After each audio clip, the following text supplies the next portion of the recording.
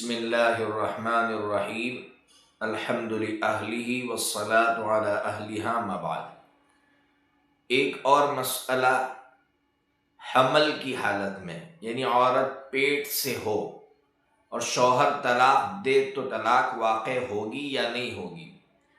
तो तलाक वाक़े हो जाएगी। हमारी सोसाइटी में गलतफहमी यह है कि हमारी सोसाइटी के लोग ये समझते हैं कि अगर औरत पेट से हो, हमल से हो, तो उससे तलाक वाक़े नहीं होती। ये गलतफहमी है, तलाक वाक़े हो जाएगी।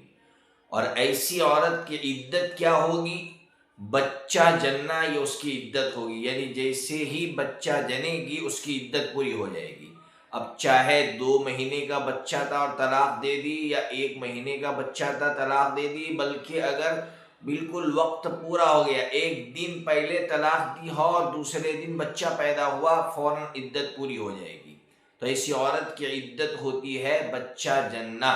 जैसे ही बच्चा जनेगी उसकी इद्दत पूरी हो जाएगी।